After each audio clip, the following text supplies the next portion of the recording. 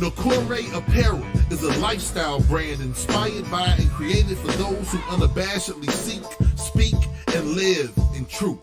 Nakore is the African Adinkra symbol for truthfulness, and the clothes speak truth in all its forms with the ultimate aim of love and justice. If you're down to expand the culture, break barriers, and eradicate injustice wherever you find it, then Nakore Apparel is the brand for you. Go to NakoreApparel.com. That's N-O-K-O-R-E Apparel.com. Nakore, apparel for truth tellers.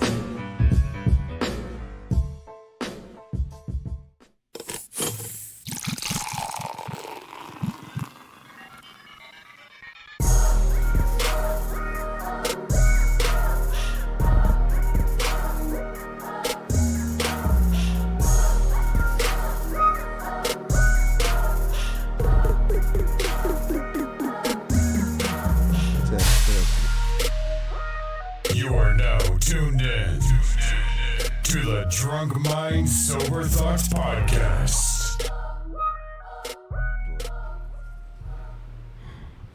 Yo, what is going on? It's DJ Brainstorm on the mic with you right now, coming to you live and direct. What it says, episode 357. I've been moving. Yeah, episode 357 of the Drunk Mind Sober Thoughts Podcast, the DMST podcast is back. Yes, sir. Everybody tuning in on Facebook Live this week, and everybody tuning in throughout the week. Apple Podcast, Stitcher, TuneIn Radio app. Chili! iHeartRadio. It's terrible anyway. I eat that shit. Fucking throw it with cheese on the top. Go the fuck back to Kentucky. Fucking Kentucky. God damn it. You are closed for business. Oh, man, and you knew it was coming. Kentucky. You knew it was coming. You knew it was coming. I think we cool. We cool.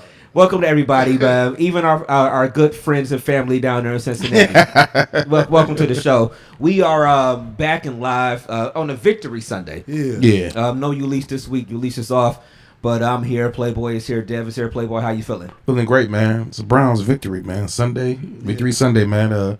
Like I say, play with the DJ, play with DJ, man. Ready to get it in, man. It's been a minute, so let's get it. All right, Dev, how you feeling? I am feeling immaculate. You know what I'm saying? I'm feeling blitzy. You know what I'm saying? I'm feeling 82 yardsy. We got some echo?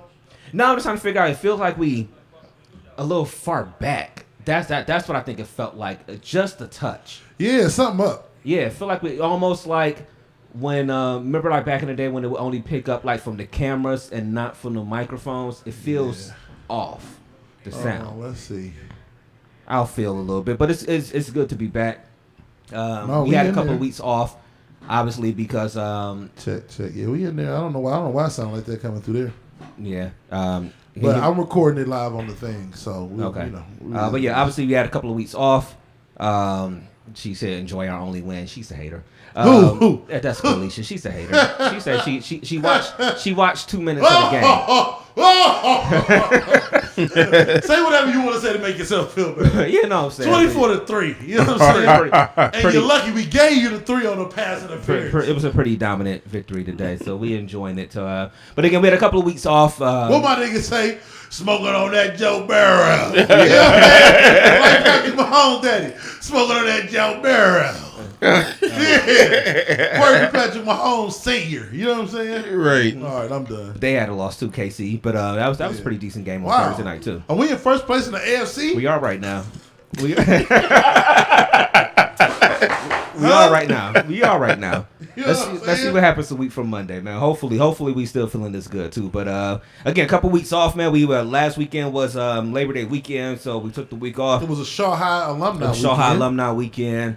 I DJ'd Saturday and Sunday. Well, I didn't do anything for the alumni weekend on Saturday, but we DJ'd on Saturday. Then, I heard Playboy just disappeared from the park. What happened, man? yeah, you did come up there, dude. I was gonna ask you, like, dude, let me tell you, we sit there.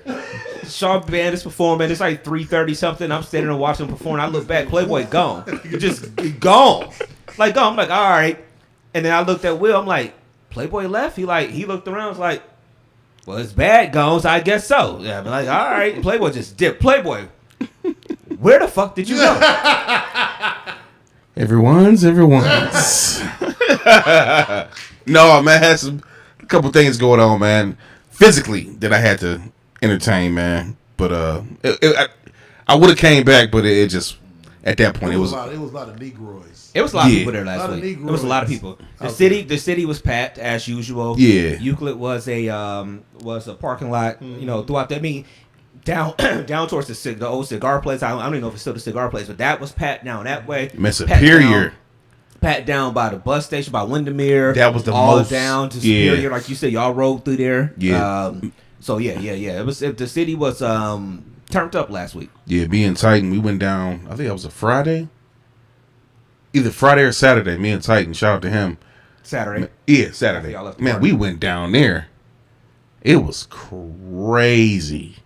You talking about just to the point where all you had was just the lanes going, and it was people even right next to the lanes of people through traffic. Oh wow. It was crazy. What people gotta understand about this, like when we do the thing in the city, is that like it was party, so like, it was a big party on Thursday that Steve was helping promote with like Jeff Brown. They had the two places out on Mayfield. You was talking about. You asked if we were going. I was yeah. It's just going So that happened on Thursday. They had the party on Friday. I forgot what it was. I think 98 had a party. I was getting ready to say 98 did a Harlem Nights thing. Yeah. So, but people got to understand a big part of this when we kick it on Alumni Weekend is just people just converge on the city and just be in the streets. It's literally like you find the bar and everybody kind of just congregate around it, and they kind of Euclid is a main street for people that don't live here. It's a main street. It's shut down in the city in different areas, and it's just like a big ass block party from like Thursday through Sunday night, like every single night. Your people are out there. I didn't go out there this week because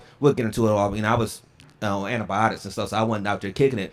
Next year is 25 for us, so I'm in the streets. Okay. Next year, I'm out there at least 2 of those nights. Yeah, for sure. But yeah, so it was a dope time. How was y'all time off for the 2 weeks? What's been up? Yeah, what's been everything up? been cool, man. Just been honestly, this has been a season. These past 2 weeks, I call it a season, but I just been taking care of business. So that's really all I can say, man. I just been handling business, you know, personal wise and just, you know, with myself as far as different things, health wise, trying to get everything straight, man. So it's been cool, you know. It's been straight. I ain't got no complaints, man. All right, Dev, what's been up these 2 weeks? It's been cool, man. It's been working and getting back on the grind of being in school, man.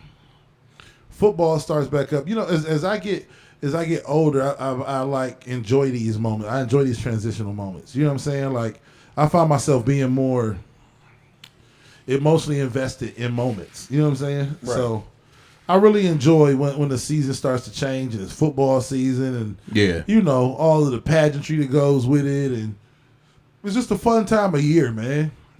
Like when stuff like this, when school starts to roll back around, it's football season, and I don't know, life has a structure and an order to it that I appreciate. You know what I'm saying? It's a schedule. Yeah. Because everything I enjoy is on schedule. Right. So they can build a schedule around the schedule. Summertime often feels like a free-for-all. You know what I'm saying? But I don't know. It's been a cool couple weeks, man. Just been working and relaxing. I got to get back in the gym this week, man. I had to say it on the pod to hold myself accountable, but I got to get back into the gym. So, but yeah, other than that, man, just been relaxing and chilling. You know, I ain't been doing too much, man, at all. Here. At all. What about you, man? I know you got a lot going on. Yes, sir. Yeah, man, it's been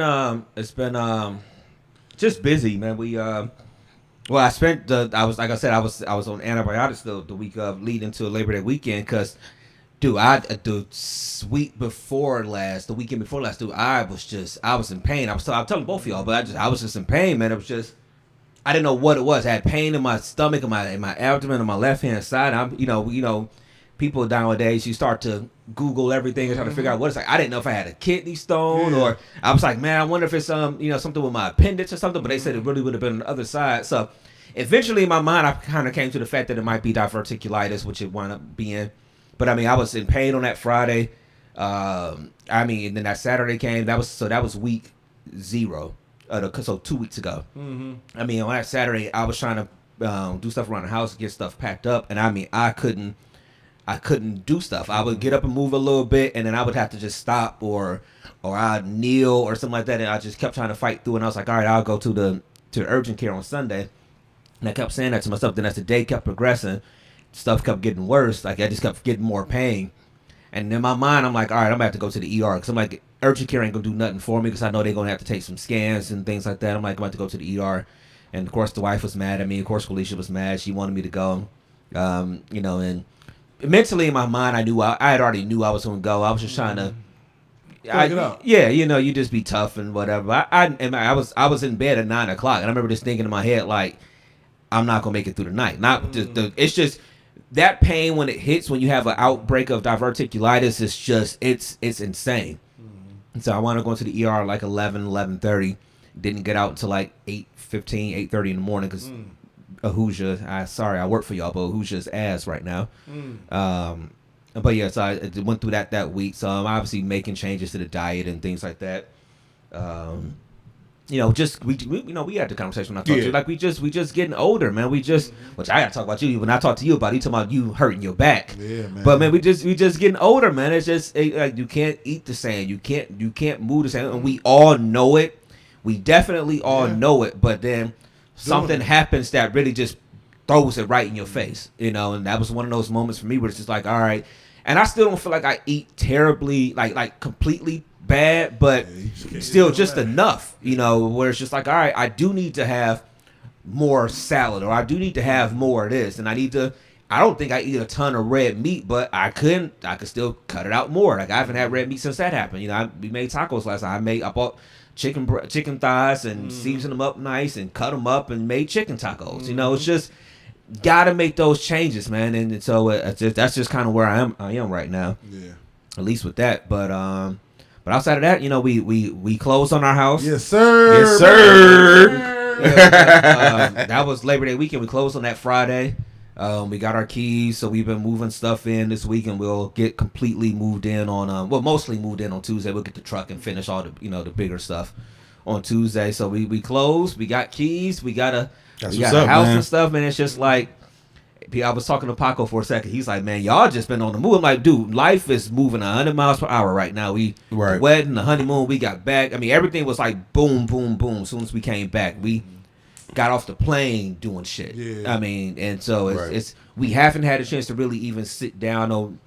Somebody was telling me recently we need to find a weekend to really just kind of do something, because it's like, I know we had the honeymoon. Yeah. But literally, since we've been back, it's been everything. A mere football practice starts. We got to go get them. We looking at the house. We made the offer. They took the offer. Now we got an inspection. Now we got to do this. Now, I mean, it's been nonstop. School starts. Now it's this. So now it's just, we do need to find a weekend where we just be like, all right, it's just us, and just kind of sit down a little bit. But it does say a lot that y'all are able to handle these things, right, with precision, because that's the key. To marriage, you know what I'm saying? When y'all need each other to execute, can y'all execute? Leah says an echo in the mics. Yeah, I don't know what the issue is. Not sure. Let me see how but yeah, like I said, it is it ain't terrible. Yeah, it is what it is. I don't think it's terrible right now, but we'll keep an eye on it. Thank you. We'll keep an eye on it. But yeah, it's just yeah, man, it's a lot. But we getting through it. And thankfully, things is just moving forward, man. It's so I can't wait to have everybody through. Have a nice little housewarming at the house and have some people through to come chill and we'll try to pick a time that is something going on, maybe a game or something. Have people come through and chill. But yeah, that's kind of been it over these last 2 weeks. It's been nonstop running. With a lot of it, a lot of nonstop running. Congratulations, man! Real talk, man. That's something that a lot of people strive to do and strive to accomplish, man. So everything you've been through, man, is a lot of things that people want, man.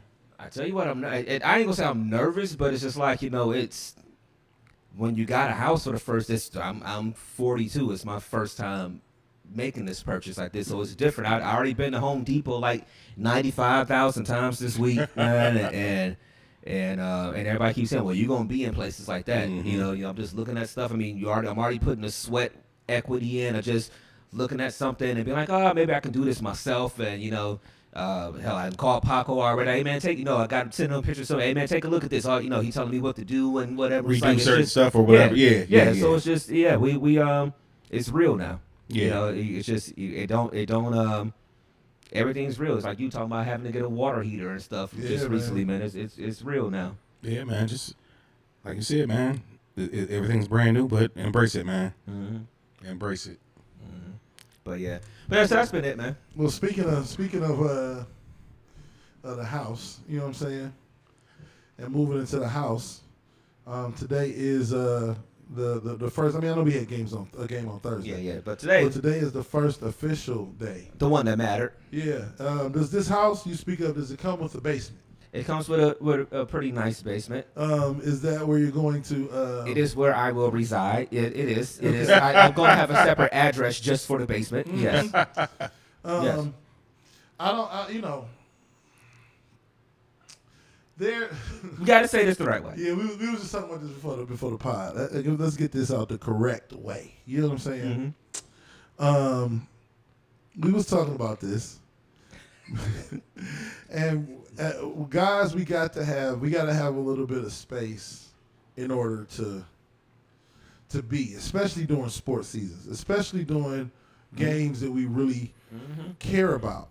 As much we want to spend time with our woman, and we would love to watch the game with her. We would love to spend every moment of every day. There's just preparation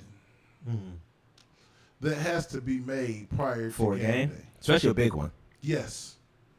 All I's have to be dotted. All T's Had to be crossed. have to be crossed before kickoff. Oh, yeah. There can't be any interruptions. Yeah. There can't be any no outside interferences. Yes. Yeah. So a lot of times we retreat to our space. You know what I'm saying? It's not personal. It's not personal. It's not personal. It's not personal. And I think we watched the entire Colorado game yesterday together, or most of it, a lot of it, not all of it, a lot of it. But today, Browns opening Sunday is a little different. And as much as I really do love my in-laws. I remember you said didn't y'all watch the playoff game together, the Ohio State playoff game? Yeah. I love my in-laws, my extended family, stuff like that. But during the game, I'm in the basement. I'm watching the game.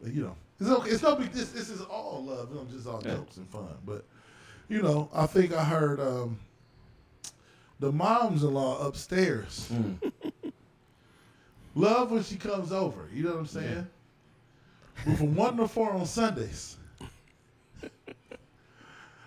If that would have happened, and I was watching that game in the living room, man. Brainstorm. What would you do if somebody came over and began to have unsolicited conversation with you in the middle of the game? Whew. Well, honestly, if that would have happened to me, I'd probably just would have excused myself. Hey, it's nice to see you, whatever. I'm going to the basement. I'm going right to the basement. You want to watch the game in the bathroom on your phone? Hey, man, I'm gone. I'm out because it's just no, you can't do that. Matter of fact, I'll tell you what he'd do. I remember I went to his house one time back when we was doing the podcast at his crib, and we watched the game before. I came over early to watch the game. This nigga, I know what he has. Wings. I know we got wings on deck. And we sitting there. Yeah. And I was talking to him, and for no response. 4.5 quarter minutes, and he was just sitting there eating his wings, looking at the game. I was like, is this nigga ignoring me? Yes. Let me tell you something. I wasn't offended though. I knew why, but I was just like, oh, okay, I get it. I was so nervous today. I didn't get hungry to the third quarter. I ate right before the game. I didn't eat. I couldn't eat today. I couldn't eat. Yeah. My stomach was in knots. I have a problem. And it was halfway through the second quarter. I'm like, okay, I called her from downstairs. I'm like, all right, my stomach is finally opened up a little bit. I'm trying to eat something. Let me tell you something. Leah made the best wings I probably ever had. I got to be honest. She made some good wings. The wings was fire. I made some wings today. Yeah. The wings was fire. But as much as I love her, as much as yeah. We got to make sure we don't have no guests during the game. So here's the question, y'all. But I was downstairs watching the game in the basement. Here's the question: What are the rules to watching a game with people around, or even like if it's your significant The people other? around already sound wild. Yeah, I did it one time with her because I love her, and it was beginning of the relationship. And it was the fucking Steelers, so I didn't care. It was the Steelers-Cardinals Super Bowl. Oh yeah. We watched it over her dad's house, and I was like, I'm getting this out of my system now. Yeah, I don't know if 'Cause I I would would never ever. watch I a don't know if Super I Bowl. ever do a Super Bowl party again. I can't Or do I mean, it depends. If it's a people I really don't care about as much, I might. But Yeah. yeah, I don't really know. I had to prove my loyalty. Every day you got to prove your love. Yeah, I had to prove my love. But that's done now. Okay. So what are the rules? Significant other or whatever. What are the rules? Because for me, it's tough for me to watch a game in a group setting. Yeah, like I love Dev. I can't watch a game with Dev. Yeah, you can't. Because Dev is the I'm a pause it, I'm a rewind it, and Rewind, just, yeah. like nigga, I'm just trying to watch the game. Dev gonna point out why the right guard made that pancake block or whatever. Dev is definitely gonna point that out. I'm the type that I don't like a lot of noise when I'm watching the game. Yeah. Like anything that's not game related, it irritates me. So I react to every play, so that's the problem. Mm-hmm. The problem is I react to every snap. Right. Every snap is analyzed. Everything from the motion. I'm in there I'm insane. Something's wrong yeah, with me. Dev is watching game film while the Yeah. game is going I'm on. like, okay, man, the motion, nobody move. Okay, we got a zone. I kinda do that too You in my watch the head, yeah. safety. Okay, that's cover three. Okay, like I'm watching every snap. That's why it's hard, Right. especially when it's the Browns, to watch it with any. My daughters and the wife. That's about it. Yeah. Everybody else. Nobody for me. No, I mean, really nobody. I mean, honestly, It's it's gonna happen though. It's I mean, gonna like, she happen. was in there watching that. I see her in the feed said that she was trying to keep her comments so minimal. That's why she went to the room and napped. Like that would have annoyed me if she would have been on the couch sleep. Oh my God! That would have Don't annoyed couch me. over. Yeah. Because you said something earlier. This is probably, oh, we love y'all to death. But when you're in the middle of, because you got to understand, in our brain, this is the most important snap I've ever watched in my life. Mm. And then you hear like a chuckle and an Instagram Something small. video. Something small, and you're I'd be like, this motherfucker is. And don't let it be so funny that she like, you feel your phone vibrate and you look down and she didn't DM'd you the video. You think I'm about to stop watching the game? Do you think I'm about to take my eyes off this field to consume some from Hollywood Unlocked Instagram page? shade room. Nah, I'm cool. No, man. Nah, I'm cool. Yeah, for me, it's just the noise. It's tough. The only thing I can really watch really in a group setting, sports wise, is a fight. Because like you're not paying attention to every small thing that's going on. Oh, yeah. Fight parties are dope to me. Dopest thing. But if it's like a regular football, basketball game, it's a big game. I just kind of, like I told y'all, I probably Ohio State, Notre Dame. Yeah, I'll probably say if y'all want to come through, come on, watch the game. It ain't gonna be the end all be all championship playoff game though. Now, Probably Ohio State, Michigan, we both 11-0 going into the last Nah. of the season. I mean, last year Mike came to the crib, but he brought the kids, so he brought the boys, so Amir's there, whatever. They all sitting on the couch watching the game, but it's like they not watching the game. Like, Yeah. the kids not watching the game the way I'm watching the game, or the way me and Mike watching the game. Kids will respect your ignoring. Yeah. We was talking about this yesterday. Yo, one. Fuck. Yo, I'm not gonna go too far, but I'm just saying. Your woman at times will try to be like, ain't I more important than the game? With certain actions. And you gotta, with your actions, be like, can I be honest? Right now, can I be honest? It's gonna be In this a no. moment. In this moment, I love you to death. Right. Will lay down my life for you. But right now, it's 3rd and 4. I need you to keep hands, comments, and everything to yourself. Just at least to the commercial break, please. Right. Because kids will kind of respect you ignoring them. Yeah, kids gonna do their own thing. Yeah, they gonna do their own thing. They over there making a TikTok. They over there like this. Right. They ain't paying attention no more. You know what? For me, when it comes to games, whether it be boxing, football, basketball, whatever, I don't know. For some reason, one thing I will say about myself is that when I'm locked in, I'm locked in. So it could be a bunch of people doing whatever or saying whatever, but my mind is I'm already focused. Like I can't even hear. It could be 50 people in here right now, but if I'm focused on watching that TV, I don't hear nothing else. Yeah. For some reason, that's just my gift in life, you know. I But wish. I like to watch the game, you know, whoever or whatever the case may be. But for some reason, I'm able to focus out like literally and be like, okay, I'm cool. Like today, I was at my people's house, and it was like probably 10, 15 people there, and I literally was just sitting there like. A lot of people are cool with it. Even when I had season tickets, it was okay, but I hate it when people try to talk to me about the game. Okay, so that's my question for you personally. That's it right there. You having season tickets and being at Browns games. the worst. So how? Oh, okay. All right, I got you. I enjoyed being there for some of the games, but Some of them, yeah, once you got into the nitty gritty of it, Yeah. it was the worst. It's almost like You right got that now. one person. Yeah. See? Nigga, shut the fuck up. It's almost like, because remember I told y'all when I went to a few Cavs games last year, and I was saying I was overgoing, but then I got a quarter season package this year, so I'll be at 10 games, and it's just like I know 8 out of the 10 games I'm probably gonna come home annoyed.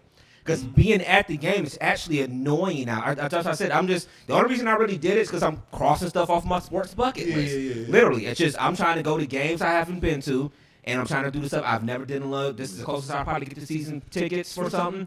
But other than this, Ohio State, Michigan, I really wanted to go to South Bend next weekend for Ohio State, Indiana. Really wanted to, but it's just like I'm more sports bucket list. One of y'all just said the key thing is when you're around people, it's the people that's not paying attention and doing other stuff that just throws you off. I could be in a bunch of. Let's just say this. It could be more people around me, but if we all concentrating on the game and talking about the game and cheering on the game or whatever, that's one thing. But if we sit here and like you said, it's a TikTok going on or somebody watching YouTube or whatever, it's just like that's just distracting. It's too much.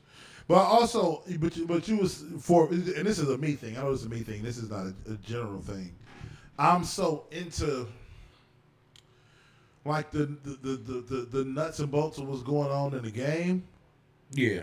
It used to annoy me when people would try to like interject whatever they thought about, I don't know, Carlos Hyde. I don't really give a fuck because I kind of know the game and I already know Nick Chubb is better. So I'm not even watching that. Right. Okay? I'm not watching that. I'm trying to figure out, I can't remember his name. We had that one dude who like had a gun. He replaced Joe Thomas. Tall black dude. Can't remember. I'm trying to figure out if these tackles are any good. You know what I'm saying? I'm watching other shit right now. I don't really care about what you're talking about, to be honest with you. Right. So just leave me alone. Stop talking to me about Jarvis Landry because he doesn't catch. You mad because he didn't catch a go ball. That's not what he's here to do. Right. He's here to catch the ball from 3 to 11 yards. Right. That's what he's here to do. You don't even know what you're talking about, sir. So stop talking to me. And that's why it's tough. God damn. Like, the absolute worst place to watch a game, honestly, is a sports bar. Yes. There's 1,000 things going on. There's other games going on, especially football when it's everybody's talking about their fantasy leagues and stuff. The sports bar is the absolute worst place to watch a game. Unless you're at a bar, like when I lived in South Carolina, I was going to a bar that had a Browns backers club down in Savannah, where it's like, so most of the people there was about Browns, even though they said that other stuff on, but still, even it's just a sports bar is the absolute worst place to watch a game, the absolute worst. Yeah. I'd much rather be on the couch and do that, but I don't know. I'm glad we got a couple ground rules out as we got week 1 because we're expecting a decent season for the Browns. It was a good start. Like I said, I already told y'all after week 4, give me 4 weeks, and then I'll either be all in, ready to jump off the everything with them or whatever. I'm gonna try to stay level headed, but it was nice to whoop Cincinnati's ass today. Nice. And hopefully we go Absolutely. to Pittsburgh and do the same thing a week from tomorrow. You go in there and destroy Pittsburgh. I'm telling you, you're not gonna be able to. As I told you already, I'm gonna buy a Bentley or something. You're not gonna be able to hold because we didn't just beat. I just keep reminding myself we didn't beat the Bears today. We beat the Bengals 24-3. The team that's supposed to be the second best team in the AFC. 24-3. Yeah, and you said it before the show. If the Browns are 3-0 going into that Baltimore game, so 3 weeks from today, if they 3-0 going into that 1:00 game, catch on fire, I'm telling you, man. people don't understand, and I thought about this during the game as it was ending too, when they were showing all the celebrations, people stuff like people in sports towns do get it, but there's a difference in this city when the Browns are good.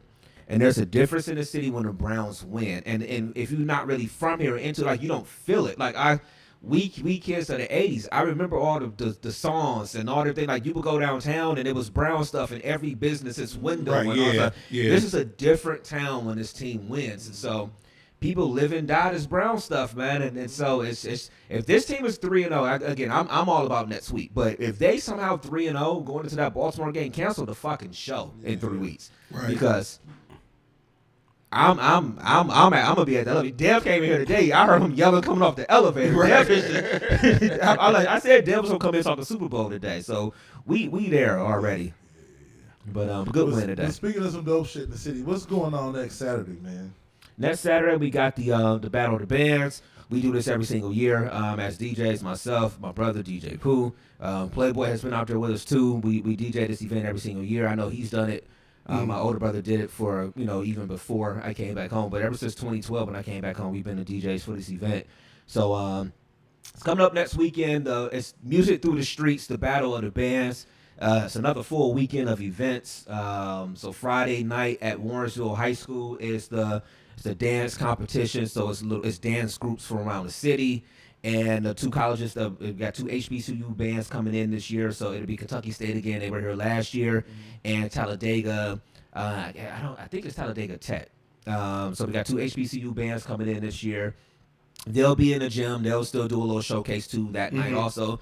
Then Saturday, they're actually partnering with Larice Purnell and the Real Black Friday. So Saturday has turned into a way bigger event now. So the actual Battle of the Bands was going to be at Bedford High School. That's scratched now. Now it's at the Woolsting Center downtown. Yes, it's on the sir. campus of CSU. I think the Saturday events is a whole, it's a Black Expo. So they're going to have vendors and stuff. I think that starts at 12, I believe. Doors open with that. So you can come in and see the vendors and all types of shopping and things like that. And then the Battle of the Bands starts at 6 o'clock down there in the arena. Again, they got bands, Michigan, Ohio, Kentucky, Tennessee, I think. So high school bands from about 4 different states. Obviously, the local bands here, too. Euclid actually won it last year and took grand prize last year. Maple comes. Maple is actually a really dope band now, so they're good to see. So I think those are the 2 only local bands that's coming outside of, obviously, Warrensville will be there because that's where Don Sean is the band director now. So, well, again, we get to DJ this event every year, man. It's always a dope time. It's one of the out of everything that's going on next weekend. I don't know if it's any concerts or anything like that going on, but out of everything going on in the city next weekend, it's probably going to be the biggest event going on all next weekend. So, musicthroughthestreets.com. Go to the website, get your tickets.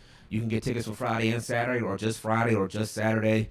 But pull up, bring your kids out. It's a nice family, good time, and it's always fun. You've been there. Right. Oh yeah, it's dope, always man. fun. It's always dope, man. The camaraderie with everybody, man. All the bands that come over, come through from the different states and everything, man. It's always dope, man. I will tell you this: being on that field is one of the dopest experiences I think I've ever had. Like just being in the forefront and them seeing, everything. But to see them bands, them college and high school do their thing, man, is something that I can't relate to, as far as you, because you've been in that environment, as far as being a drum major and everything at Shaw. So, but it's dope, man. It's dope. I'm glad to be back in the arena. It's fun in that arena. It's a different feel when you're down there on the floor and things like that. I remember people always ask me like, "Well, you don't get nervous in front of people?" Like, nah, I like being there's a lot of numbers of people. It's weird how I don't get nervous when I be down there doing stuff like that, DJing. Yeah. But it's a good time, man. I can't wait till this weekend. So pull up again, musicthroughthestreets.com. Support. They give away scholarships every single year. I think they've up over $50,000 they've given out over the years in scholarships. So just come out and support. The money always goes to a good cause. Yeah. Yes, sir. Yes, sir. Yes, sir. Speaking of good causes, met your brother last weekend at the park. Shout out to Nicoria Apparel, man. Yeah, man. He Met your brother and your nephew. Yeah, got the newest Reed to the family. Yeah. Ahijah is his name. Ahijah Reed, my little 3-year-old great nephew, I guess. 3-month-old great nephew.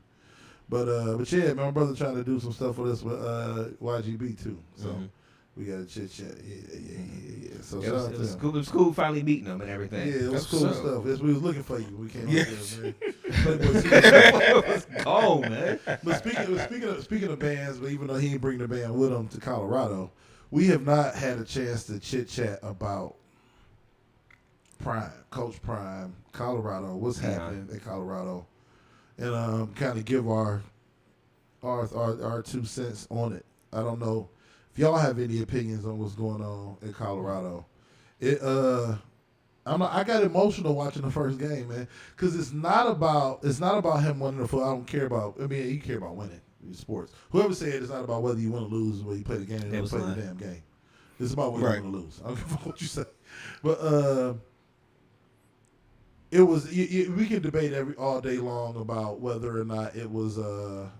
That lighting turned towards him. I keep looking at what the problem is with him and lighting. That light is facing me. Yeah, I saw it. I forgot to change it. Yep. Anyway, people, you had the controversy about whether or not he was he should have left Jackson State, and people was going out about that. That's in our community. I don't even know if that permeated. That was it. That was just a black people thing. That was black people thing. And I still have my feelings on it. I know we talked about it at the park last week. It's just like I think people were upset that he left because he talked about HBCUs in such a light to bring attention to him, and then he left. But I think that's what made people upset. I mean, look, everybody got the right to take a job and move up, in the world or whatever. I mean, we all are climbing ladders at some point in our jobs and employment and stuff like that. So it was just the way he always talked about HBCUs and bringing awareness to him and things like that he just upped and left. But I think he also wasn't going to get a job like that without doing what he did at Jackson State. And they wouldn't provide him with facilities either. That's the other part too. Is your light on? Nah, you look dark. It ain't up. It's not. You got to turn it up a couple notches. Turn it up like 3 notches. Our bad, y'all. There you go. Yeah. Like it was. They wasn't giving him what he needed to be the most successful he could be, and this is all. These are all black conversations. The broader conversation was the thing that still permeated Lee Corso and all these other people. Corso was pissed the first week. I don't like how he's doing it. They don't like.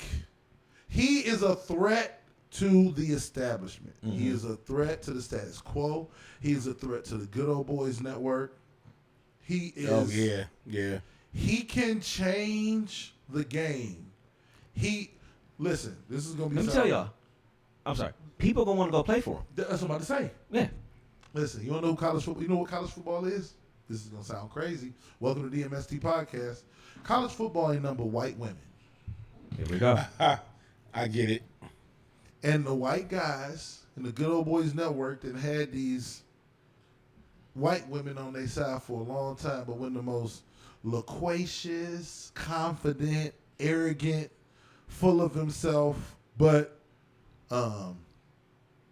analytical and thorough and great black man comes along that you can't compete. Because what happens is... What's the movie with my man Mekhi Phifer or whatever? When he went to the school, the basketball movie where he was the black guy on campus. It's the same thing. He came to the all-white school. And he was the big man on campus though. He was the black guy. Mekhi Phifer. It was like some with some Juliet stuff. Yeah, I'll find it. I can't remember the name of it. I'm gonna look it up. Yeah. But that's the problem is when you are raised in places that we're raised in, right? It's like that Nipsey Hussle cut, the dedication cut. He was like, oh shit! It's like, oh fuck! Now I'm blanking on Nipsey. It's basically Nipsey saying, it's called Oh. What's it called? Oh. Okay. Yeah. Othello. That's what it was. It's like we got greatness, but he I can't remember the line. But basically, Nipsey said he left him no platforms to explain it. Like, you got greatness in you, right? We come from where we come from. And when you are intelligent where we come from, and then you have to fight the elements, you know deep down, your experience navigating the streets married with your intelligence makes you damn near unstoppable. You know that. The fucking thing is they know that. Yep. They know that. So don't ever let Prime, who know he that nigga, he know he's him. He's him. He knows it. Don't let him infiltrate your old boys network because it's no longer your network. It's over because he got skills that you didn't get. You created this fucked up environment to hold people down. The ones that come up out of it for greatness they're unstoppable. Right. They end up, they're LeBron, they're Dion, they're unstoppable. They have intelligence mixed with the wherewithal and the desire and the drive and Dion is going to out-recruit every coach that ever existed on planet Earth. It's over. It's over for Nick. It's over for them. The one thing that saves some people is that in college football, there's so many places you can go that you can still be seen. It ain't like basketball in the sense basketball the rosters is so limited. So college you still have to spread a lot more talent out. But the problem is there are some black athletes who are dope and the best at what they do. Yeah. And Prime is appealing, way more appealing than Nick Saban. It's way more appealing than Ryan Day. Yeah. It's way more appealing than the Woody Center in Columbus. As great as it is, Prime, the fact that Game Day gonna be in Colorado next week. Yeah. Game Day ain't been in Colorado since Game Day ain't been in Colorado in years. Yeah. Game Day's there next week. That's appealing. Prime is out there in his chains. Yeah. And all that stuff or whatever. Yeah. And that shit is dope. That shit is fun. And but you know what he do? He don't cuss. Right. He not an asshole. Oh yes. He's He arrogant. cocky. He's arrogant. Okay. But like somebody said, he has never not backed it up. Right. Okay. So you can beat Floyd when you 50-0. So you could borderline say He confident. Yeah, thank you. Because he Floyd. Yeah. You can't beat me, bitch. So I'm gonna talk this shit. You can't beat me. Think about it, his career. He been thorough his whole life. His whole so he life. got a reason to be confident. One question. He said, "Man, I've been him since I was 5." My man. Right. This is a dude who played in a baseball playoff game, got on a plane, and went to a motherfucking football game. Yep. Put pads on and played. My nigga, what? Hey. What? We talking about a different animal, man. Yeah. So I'm like watching that. He is like what so many the Nipseys and the Pox and them rapped about. He is that manifested in a human. Yeah. Like he is watching that happen with sons that he got on his team as stars. Yep. Nigga, that's black royalty. It is. It's black royalty. I'm black. I'm confident, I'm good, and you can't stop me. Scares the It fuck out of white people. terrifies them. It scares white people to death. And they like, well, Shador is that good. Nigga, Shador is the best player in college football. And look. What's his name? Travis. What's his name? The corner and receiver. Oh, What's his name? him and Trav. Yeah. But that's what I'm gonna say. Real quick to your point, you are right. There's a lot of good players, but the difference in football, which is what scares the people, what scares Nick and them, is you're 100% right. In football, there's at any given time 2,000 really good players. Like, nigga, they're walking this room right now and their body is shaped like nothing you ever seen before. Like, amazing players. It's only like 5 niggas that's above the fray. It's like Myles Garrett and Patrick Mahomes. And it's a few niggas that's above the fray. Right. Tyreek Hill. And you get you one of them, and you change the game a little bit. The problem is, Trav and them niggas all gonna go to prime school. Mm-hmm. Yeah. So he gonna get, everybody got good players. It's good players at OU. It's good players at Kent. It's good players at TCU. It's good players at UCLA. It's good players everywhere. But it's only one Travis Hunter, and it's only one Shador Sanders. Yep. And for like the next however many years, like he said in the pros game conference after this last one, I'm looking for the next Travis Hunter. Right. To come play at Colorado. Right. And if he keep getting Travis Hunters, you can't beat him. You gotta understand that's why these teams are good. Can I say something real quick? Go ahead. Just off subject real fast. We got up here a little earlier, and I've been sitting here this whole time trying to figure out why the fuck my leg been itching. I got a thing that you put in the dryer that's been in my goddamn My man got dryer sheets in his leg. I got a dryer You a sheet. clean ass nigga. You know what I'm saying? Like, I like to stay fresh.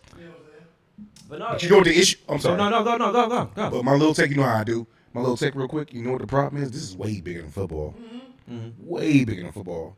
The issue is not the fact that the players is great and this and that, but because of how Deion is, you know what it represents? They're afraid of progress. That's what it is. That's life. That's why they don't want to give us stuff now. It's like you were saying. Both of y'all have been saying. It's like when you get to a point when you combine our background and how you were raised and stuff like that, and you combine it with you put it with some level of the book smart, this and that, whatever, this and that. Like you said, when you get the people that rise above it, they hate it, and it's scary to them. That's why they do try to keep the education away from people. Something like that. I hate to say it. I mean, for our people that are watching, our white friends that watching, we're not talking about you. No, we're not. In general, but it's like they hate that. They do understand that these people like us, that the sky is just the limit for it. Like literally.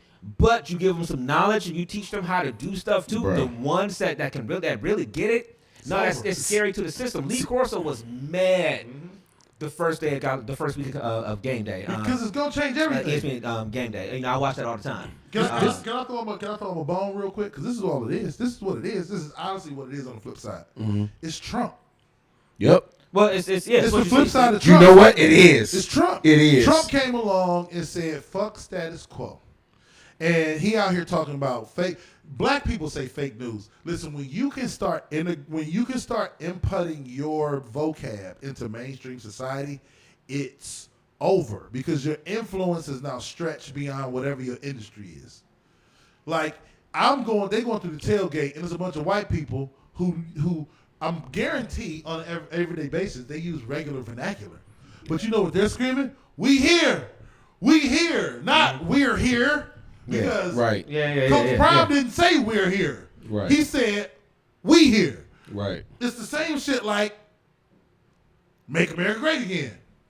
Yeah. It's fake news. Once you start influencing the population to say your shit the way you say your shit, it's the Malcolm X. Yep. Power. It's that shit. It's that power. Yeah. It's different. It hits different. That's why if this orange-haired motherfucker run again, he gonna fuck around and win. Right.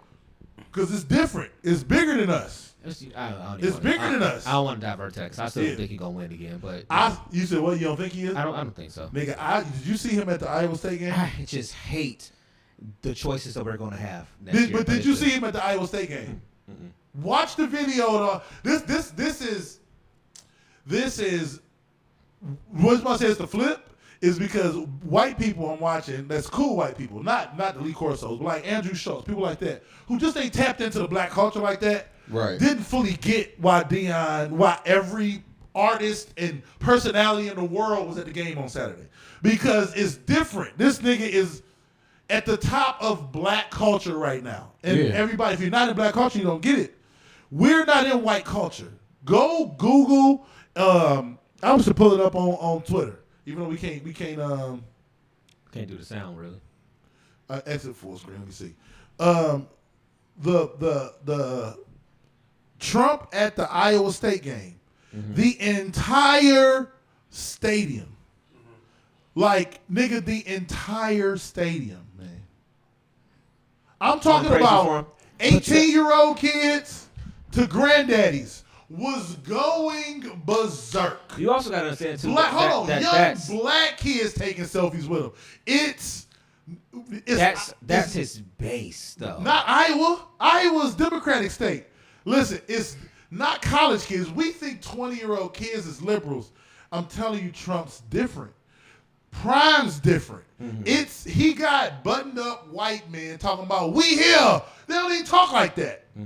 And on the flip side, I get what you're saying with that. He got 19-year-olds chanting Trump at a fucking college football game. You would think they would boo his ass. It's just different, man. Yeah. I'm not voting for the nigga. I'm still on the other side. I still don't think he's gonna win again. But yeah, I don't want to divert there yet. But you know, we got plenty of time for that. But yeah, I mean, it's just I think one of the things we got to look at too is like, so you got Prime, you see what he did, and we know what the way he left, why it upset people the way he left. So it's almost like you have to find the person that's going to be next in a Jackson State or Grambling or something like that. That's like that can have that same type of impact. Yeah, you do. That's how you keep it going with him. I mean, but yeah, he doing the damn thing out there. I saw somebody, one of the homies said that Colorado is now at HBCU. They gonna flip that whole culture out there, man. Which is the crazy part. Look at this shit. I mean, I know the people can't hear it. Look at this shit, man. It's going slow. This shit is. I don't know why Twitter be acting like this, man. It's going real slow, y'all. Sorry about that. But orange hair niggas up here is black people, is white people, is young people, is old people, and this shit was going on. It wasn't a boo. It wasn't a fuck you, Trump. It wasn't. It blew my mind. It blew my. Cause I'm like, man, they ain't about to. We in our bubble. We in our black bubble. Black people don't fuck with Trump. Right. Especially in our 40s. The rest of the world is in a different mind state. And I don't know. I found the parallel amongst the two when people came out of their bubbles and tried to figure out, like, hey, what's up with this Deion shit? They don't get it. Right. At the same time, I'm tearing up watching this nigga win the game. The coaches on the sideline, I don't remember the first game, them niggas was in tears hugging Deion at the end of the game. Because it's not about football. Yeah, nobody even gave him a chance to win that first game. Yeah, man. But like the nobody gave him a chance was almost personal. Like, niggas felt like the world don't give him a chance the same way they ain't give Deion a chance. You know what I'm saying? Like, it was bigger than just a football game. You know what I'm saying? And like, I don't know.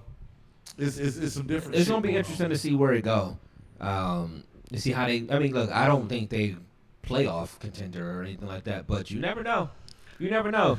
People pop up out of hell. TCU popped up out of nowhere last year and wound up in the playoffs. This So I'm you never tasting know. though. This is the go ahead. No, real quick. I just ready to say something. I get what you're saying, but I think because of everything surrounding that team right now, it's gonna be people that's not gonna be able to cope with all the energy and shit that come along with being in that moment against Colorado. Like, they know it's gonna be hyped as fuck for Colorado and Deion. Nigga, just knowing that he coaching, you got people on the other side that's gonna be like, oh damn, they got so much hype around them. Damn, I'm nervous as fuck. I mean, think about how big the other Big 12 games is going to be this year. Like they ain't got to Oklahoma yet. Who they play next? They're Pac-12. It's Pac-12. Hold on. Not till next year. Who they play next? Oregon? They got Oregon. No. Next year they got So Colorado. think about the USC game. Mm-hmm. Think about the Oregon game. Yeah. The thing is, it's almost Brownsish in the mode that they beat the national runner-ups already. Right.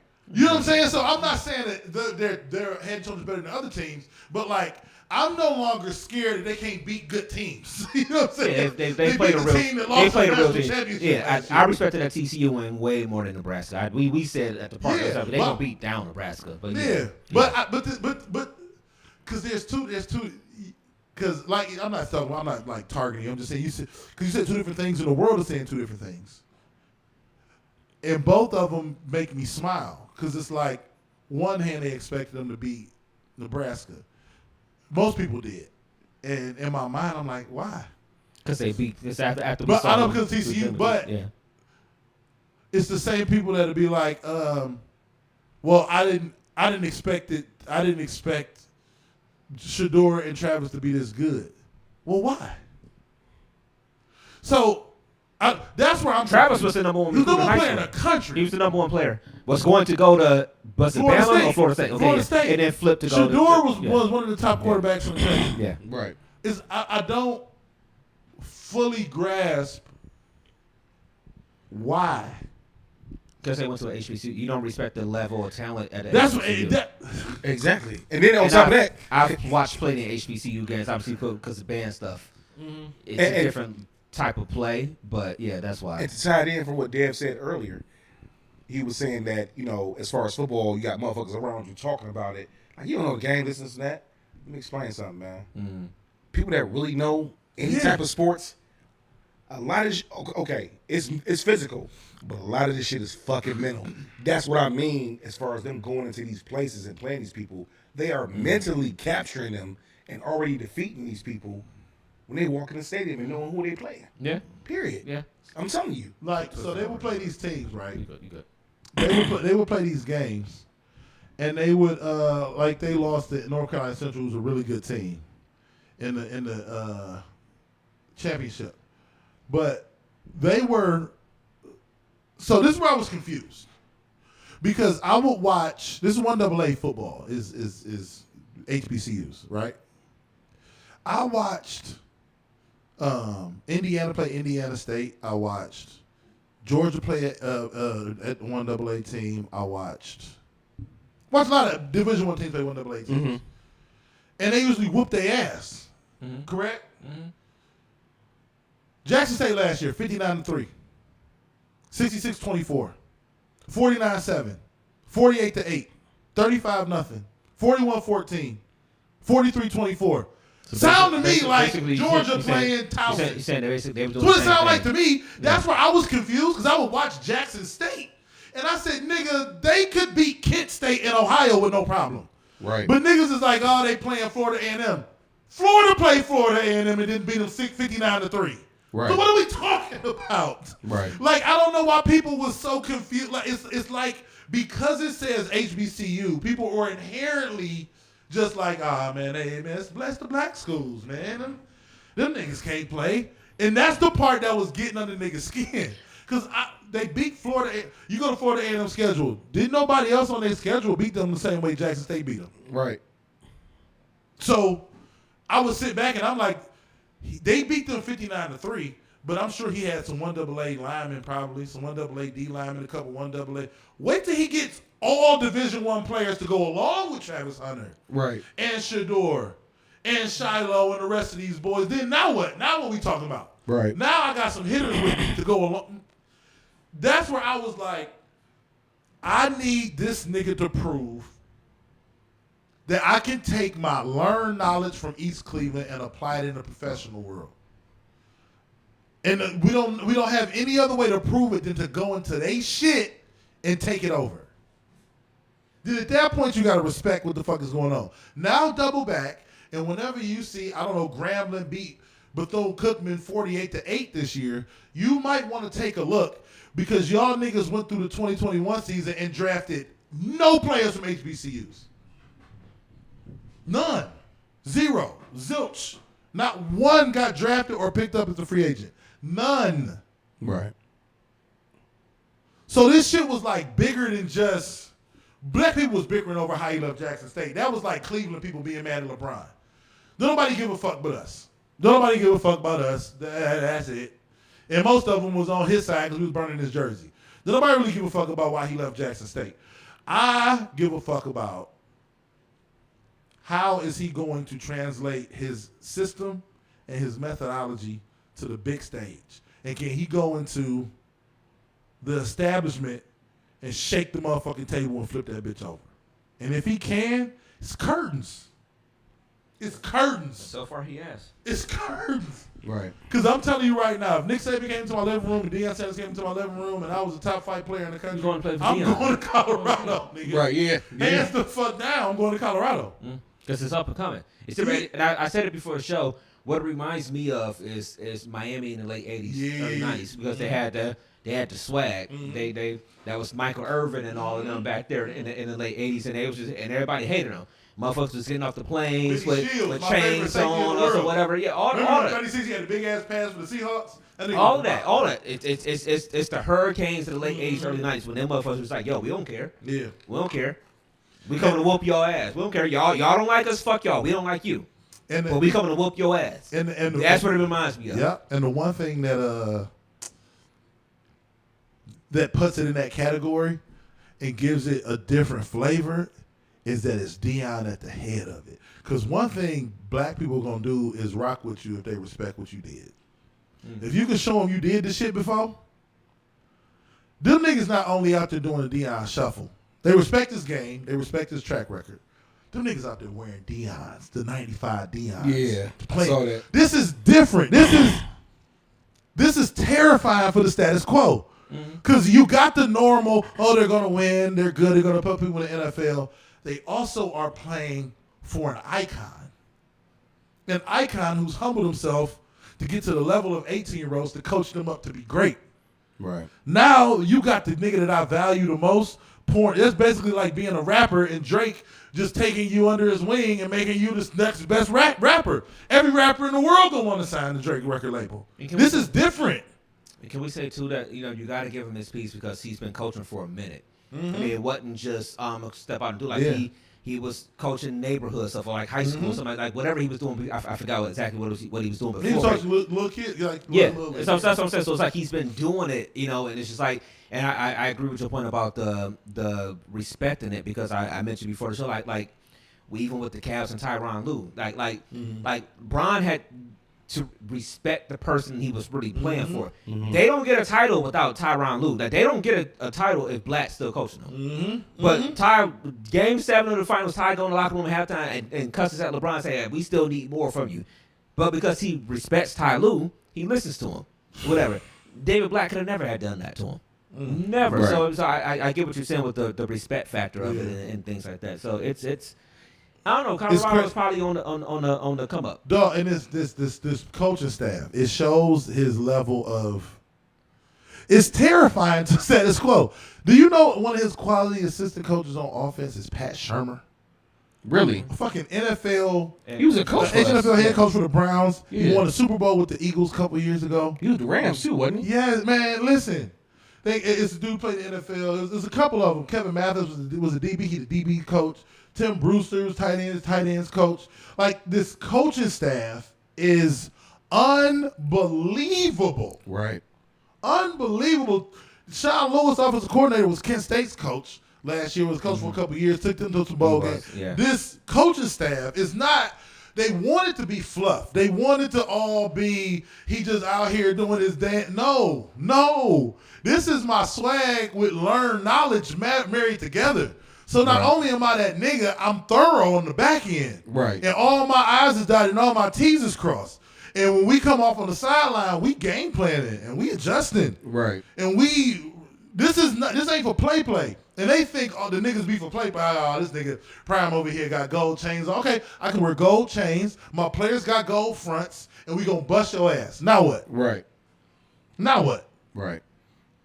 Anyway, I fucking love it. We there. And fucking love it. No, we there. And it's gonna be interesting to see as we keep moving forward. So as we talk about this in black, black on black. I saw a post yesterday or the day before about and I know we've touched on black businesses before, but someone that we all know that we share a Facebook post or whatever, was doing some type of event or whatever where a black person representing their business came in and as far as the donation thing. Yeah, the donation part or whatever. Like they wasn't charged to come in or anything like that, but all they had to do was give a $100 donation to whatever the cause was for, and they haven't done that, and they've been trying to track the person down. Person's kind of whatever this and that, and so the person made a post saying how they're just kind of done with black businesses, and and I found the comments to be interesting, but my question to y'all is, and again, I know we kind of touched on this before, but it's like, do we hold our black businesses to a higher level, or do we just expect them to kind of give us the service that they're supposed to give us, and then we just get so disappointed when they don't because we're trying to support them? Because I remember when we were doing our wedding, I remember saying on the show, like, yo, we're trying to have all black vendors, and Dev's like, Yeah, I just expect greatness. I expect a good customer service experience from whoever I'm dealing with, and I'm not gonna give you a benefit of the doubt just because you're black. Just because you're black. Right. Now, I'll work with you. Like, it's a fine line because you'll work with them more, you give them a little more leeway, but I still expect my thing to be done thoroughly. Mm-hmm. And on time. Mm-hmm. I'll work with you, brother, but don't give me no half-ass shit because we both black. Right. That's what I'm not going to settle for. Mm-hmm. If I got to give you a little bit, my shit is immaculate, I'm here for it. But you come out here with some bullshit product, I ain't about to be like, oh, I had to pay the nigga $2,000. No, nigga, I'm not paying you $2,000 and your product is shitty. Mm-hmm. That's true. I kind of this is gonna sound weird. My mind be moving crazy. I kind of look at black businesses like black dysfunctional relationships. Do that sound bad? No, that's interesting. Come on. I don't know. Like, I don't expect certain things when it comes to not all black businesses, but when you have had different things as far as relationship wise be horrible, I kind of liken it to like when you dealing with black businesses and it continuously be horrible. Like, you just said something that made me think. Like, I'm not gonna name the names, but why is there certain places in the hood that you gotta wait 3-4 hours to get food, and you ain't over all these years of existence ain't figured out a way to make it be better? Well, oh yeah, like our hood, the I ain't gonna dopest say food in the world, dopest food in the world, but you gotta, but you gotta wait 2-3 hours to get it. Yeah. And y'all been doing this for like the past 20 years. or you plan a podcast event, and all of a sudden you get a text message 2 hours before the show saying we double booked. Right. So I don't know. I ain't gonna say no names, but you know. I mean, that's kind of how I look at it. Like, I don't get that. As far as like, because we've been talking about progression, and being a certain type of way. So why? Don't get it twisted. I'm still gonna come. But at the end of the day, how can you be better at certain shit? Like, I don't know. Yeah, I mean, I agree with y'all. It's hard to. I mean, like we going back to the wedding, we made a point to try to get as many black vendors as we could. Mm-hmm. So we got a black photographer, we had a black videographer, we had a black person that does did the cake, the flowers, you know, all of that, you know. And it's just like, Cordeisha was a nervous motherfucker though. Even the photo booth. I mean, she was nervous, like, because it was just like, I was sitting there like, yo, the DJ part of me, knowing that I'm a person that does stuff, I want to be like, hey, let's go ahead and pay them, get it done. But she's like, hey, but we don't know if they're gonna show up. Would she have done that if it was a black person? I don't mean, if it was a white person, maybe she would have, because, you know, it's just, you know, it's maybe the nigga in us. I don't know. But it's just like, it's tough. You know, like, sometimes I feel like we are quick to put a black business on blast more so, more so than we would a white one. It's almost like it's almost like the Colorado stuff. It's like, all right, like you just said, well, we expected them to beat Nebraska, but not TSU, but not TCU. You know, so it's almost like, I think sometimes we're a little faster to put the black business on blast for whatever reason. I mean, it ain't been many times that we just have to just like, you know what, Applebee's, goddamn it, you know, we just whatever go off on them. But yeah, black business in a heartbeat, you might be like, you know what, you might go on Facebook and put a long ass post out about how I tried to support this black business or whatever. You tried to support McDonald's and you was in line for 30 minutes one day. That's true. You know what I'm saying? That's absolutely true. true. And you got your food was cold one day. I guess the only difference would be I can go to the McDonald's on, I don't know, 117th and get a different experience. That's true. That's the only difference. Absolutely true. It's the only difference is those large corporations, there's sweat equity. I've had hundreds of good experiences. Mm-hmm. Think if I had one bad experience at a place that's a big time place, maybe I would do the same thing. But it kind of is what it is at this place. So if I go there and it's fucked up or the food nasty, it's not like I'm gonna be able to go back the next day and you got a different cook. Teresa's still back there cooking. Whoever it is. You know what I'm saying? Naomi. You know what I'm saying? Naomi. Grandma Bertha's still back there cooking. Ella. You know what I'm saying? So, I mean, I think that's the only thing. You're right, though. But I can always just hit another Marco's Pizza or another place. You know what I'm saying? That's true. Yeah, I mean, I think that's the only difference is, you know, Amazon can fuck up one of my orders, but I've gotten 150 straight normal orders from them. And I'm pretty sure my next one is going to be delivered on time. So, but at the same time, we're talking black business. Yeah. But if it was a black business, I'm trying to think. We don't even have any what mainstream black business do we shop with? If it was a mainstream black business, I would rewind. You know I know I go to a wing spot that rhymes with Sims. Mm-hmm. And every now and then it'd be bullshit. And it's always fucking the bullshit. The one on Richmond is ass. And I love it because they closest to me. Nigga, you don't even know when they open Richmond? half the time. On Chardon, I should say. Chardon Road. Right there where the old Dollar movie used to be. Right there in that little shopping center across the street. Across the street from Lonely's. Don't tell me that. That's where my gym at. Yeah. Right across the street. Yeah, it's a Kim's up in there. Yeah, the shopping center across the street. Sims, nigga. Oh, Sims. sorry. It's a Tim's, nigga. Nigga, Chris Mims.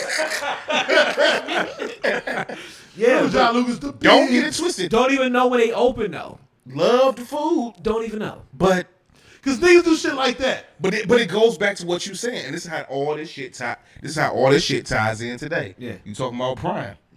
You can take this part of you and take this part and bring it together. You unstoppable, but the problem is sometimes with some It'll be on businesses, this part. it's only on this part. You know what I'm saying? Nigga, I left East Cleveland for a reason. You know what I mean? Right.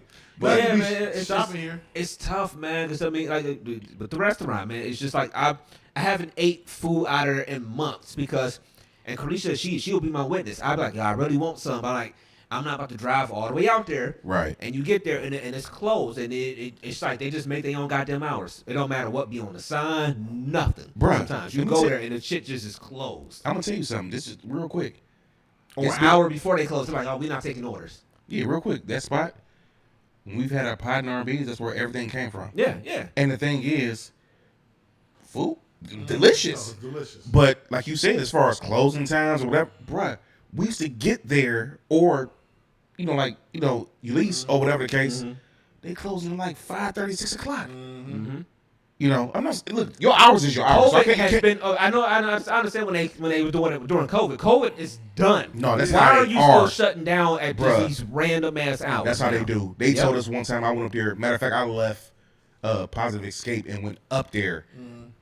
Excuse me, and literally got there, and they told me, "Oh, you just made it, dog," because we was Yep. getting ready to shut And down. they I'm didn't like, give a shit. I was Yep. like, "Bro, it's like 5:45, 6 o'clock." Yep. He was like, "Yeah, we was getting ready to shut down." Yep. In fact, the day that you had fell down the stairs at your mom's house, I was sitting in the parking lot then that day trying to go in. I didn't get Kim's Sims that day. My bad. I didn't get This Sims gotta that be day. called Sims. I mean Tim. Yeah, I didn't get it that day. Yeah. Yep, they just weird, but I don't think it's even wrong for us to hold our people to a standard because of the fact that, like you said, yeah, we can go to another McDonald's, Yeah, we yeah. can go to another Chick-fil-A or whatever, but we still expect that service. So if it is the only one, I do have to hold you to the fact that I want my food. Yeah. Yeah. I want it to be right. I don't want you to text me 2 hours before showtime and tell me that I've double booked, and y'all just got to make the best out Because of it. then I'll never go back there again. And I'm Yeah. never going back there. Which I again. have And no I'm gonna tell plans. people not to go there. Bruh, I wasn't on that show, the one after because I had shit going on. But bruh, it's so much. When I went back and actually, because whenever I'm not here, I go back and look at live video and watch the whole show. It's so much I wanted to say. But you know what? Let's just keep it a buck. You know, let's match that this with this. That's my theme for the rest of my life. I swear you just hit the nail, man. Match this with this, bruh. Sometimes you gotta just, all right, it is what it It is. is what it is. You know. So, Yeah, bruh. all right. Get up out of here, yeah, man. we can go ahead and get ready to get up out of here. We're a little bit over an hour. We're a little short, but we'll be It's all all right. good. It's the first Yeah. one back. One last question, music, real quick. Because I was watching a couple weeks back. I watched the R&B Money podcast. I don't watch enough of theirs, Tank's podcast, but he had Casey on, which was a really good interview. I actually took a couple notes, there was something like an R&B Voltron at some point. So there was something about trying to build like a perfect R&B person. So I won't ask about an R&B Voltron, whatever. But I just want to ask y'all one question: who in R&B do y'all feel doesn't get their just due? I always say for me it's Gerald Levert. Gerald Levert, I think, was really cold. He could sing, and if you ever saw him perform in person, he left everything on that stage. So he's one person for me that doesn't get his just. I know it's not going to ever be huge, Gerald Levert or something like that or whatever. But for me, he's the person that doesn't get his just due. So who is an R&B person for y'all that does not get their due? It's up top, Joe. Begging ass Joe. Now, see? He don't get that. Joe got like 3 straight albums. I was watching this thing. Shout out to I watch like Brilliant and all that kind of stuff. And they was talking about Taylor Swift. I don't know shit about Taylor Swift, but Joe, She's selling out like crazy stadiums everywhere. But Joe, for R&B fans, definitely has like 3 albums that you know the majority of all the songs to, but you don't know all the songs. until the it songs play. come on. Yeah, okay. Joe don't get, because Joe is the ultimate satellite radio cleaning up. I'm gonna just sing along with this song real quick. Artist in the history of the world. I love his songs. I love his music. He just is never in that Okay. upper echelon category, and I don't understand why. Okay. Not Bobby Womack. He gets his know you. credit. Because I know you. Donnie Hathaway. Yeah, yeah, No. I'm sorry, Donnie, yeah. No, you know what? Man, that's a great question, man. I'm gonna say Brian McKnight.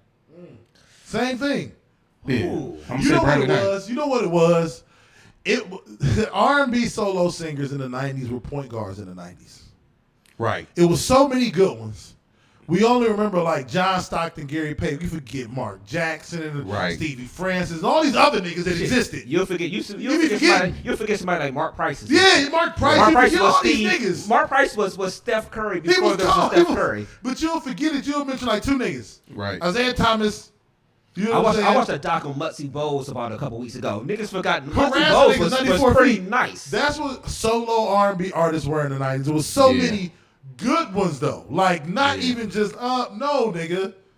Yeah. Like play an album from track 1 to track 13 good R&B artists, but they just got lost in the fray because it was so many good That artists. and the groups Prince was too still came alive. along. Michael Jackson was still alive. R. Kelly was out of jail. Groups was at the top of the charts. It was still New Edition. Bell Biv DeVoe, Boys to Men. It was just, Right. it was too much going on in R&B. And these solo niggas was there, but they was just Mark Price. Niggas forget they existed. But nigga, they was like on the Olympic team. Nigga, like these niggas was top of it. So it's Shit, much. and I say Brian McKnight because real quick because you remember that song that D'Angelo wrote for all the black dudes called "You Will Know." He was one of the catalysts. Brian McKnight was in that song, but you know, if you go back and listen to Brian McKnight's catalog, nigga, It's and crazy. Joe catalog, you crazy. talking about bangers, It's crazy. bangers. that people would never talk about. Would never talk about. Never talk about, but it not enough. Okay. Right, I don't know. right. Okay. What about you? But speaking of, real quick, speaking I of, said for me, Gerald. Oh, you did say Gerald Hart. Yeah. but speaking of them all, We Are the World video. You ever seen that We Are the World video with Michael Jackson? Got mad.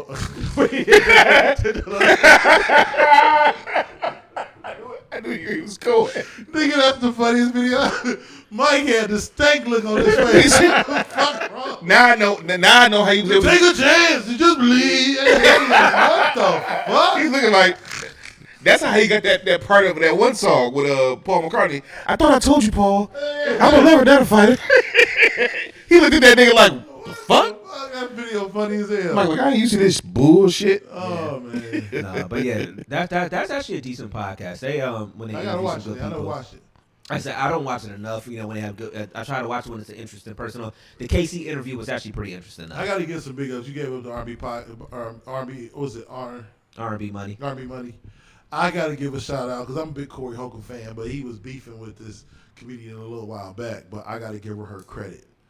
I think the Breakfast Club got it. I think Jess Hilarious should be on the Yup. Breakfast Club. I think so do too. Every time I see clips, fire on the every time I Breakfast see Club. clips, Did y'all she see what fits in happened? there good. I think in conversation she funnier than she is on stage. In conversation she funny as fuck. Right. She's I don't need to see her comedy, Yeah. her stand up, but It's not really good, but- She's getting better at being in that setting, and Yeah. you can't get better unless you Yes. actually are in a setting and doing it. And she's because at first I was She like, better oh, at antagonizing them and she be pitting them against each other. She Yeah. really that's how I reach it. I was saying, did you see what happened with Tuck? that shit was fire. Oh, Anytime they said something out of pocket, she was saying something. I said, "Nigga, Yeah. this is fire. Right. This is it." she honestly. And then they had the segment after. My bad. They had the segment after. I got to finish watching it where they had to ask the callers when DJ Envy said, "I wanted to Box your mouth. I wanted to box your Box mouth." your mouth. Is that gay or not? Did you see Tyrese's face though? He was like, What did y'all think anything about the Tyrese thing? Because I was looking at saw the that. comments on it and stuff like that, and people was like him not really taking accountability for it. Like he just wanted you to feel bad because he was Yeah, that was going some through whole something. ass shit. I mean, I felt where he was coming from, but nigga, you got to take some accountability for.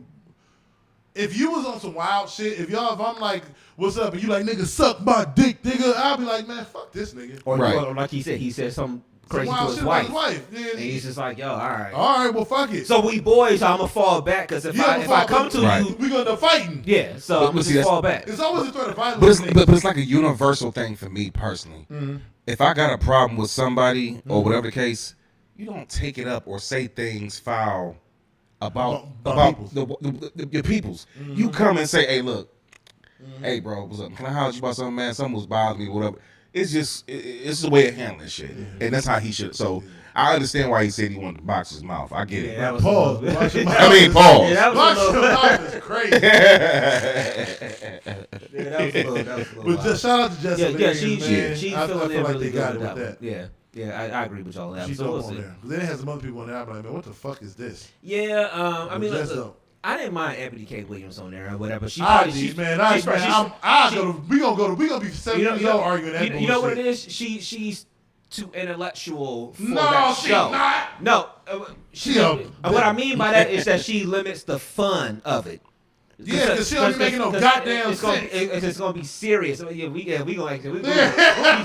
we'll be She 79. ain't making no sense. I wouldn't date a bus driver. Shut the bus, I We'll wouldn't be date you. 79 still arguing that. Fuck is you talking about, bus driver? Yeah, but Right. but Jess actually fits over to a child, which is No, Jess amazing to really me good. because I'm not a fan of her Me either, but in, stuff, but in a in talking that setting, role, she funny as hell. she's good, and I mean, and she makes me not miss Angela. In that yeah, role. yeah. Because people, Because Angela never did that. Angela was not really good at that. she's not controversial. She's not the funny person or whatever. Now she fit. Like people hate on her, but if she fit, that's why they were successful for Yeah, years. she You know was. what I'm saying? She was more of a Savannah James. Like she just kind of played the role. Like she asked the soft, safe questions. Right. Yeah. Just make this shit. She's funny. even that way on her pie too. Yeah. That's, even though she don't be controversial even on her own podcast. But she has in the past said some foul shit about certain people. Yeah, lip service should be a little bit more. Yeah. That's the one thing though. On lip service, she's a little bit more kind of wild sometimes with her questions. But then when she get on Breakfast Club, she'll like reel it in. I never understood that. Well, Breakfast Club still got sponsors and stuff Yeah, like but that. I don't know. I feel like you could toe that line. But yeah, Right, but I agree with talking about. But that's the prime. We back to the Coach Prime part. We back to the Coach Prime part. I'm starting to see it, man. Oh shit! Another thing. Fuck, we having convo. Yeah. What y'all think about the shift, the early morning sports talk shift? So all the people on with I watched the first Skip, day.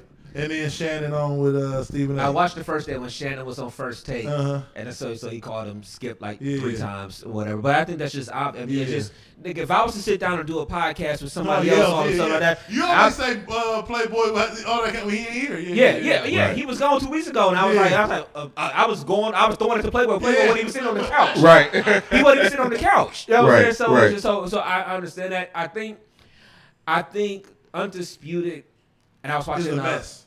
It's a mess. It's a mess right now. I was watching the guy that used to be on ESPN and he does his own show now. I can't think of his name right now.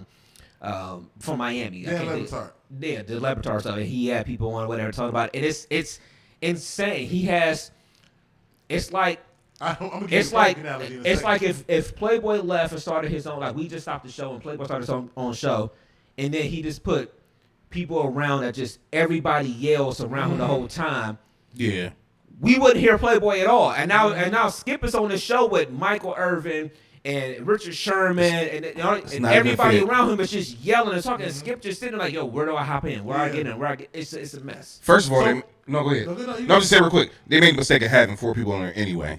That's the All biggest that, thing. yeah. It's because of having Skip. He's used to one on one. And maybe somebody else pop in or something. Right, yeah. Yep. What the perfect analogy for me for this is Shannon and Skip broke up.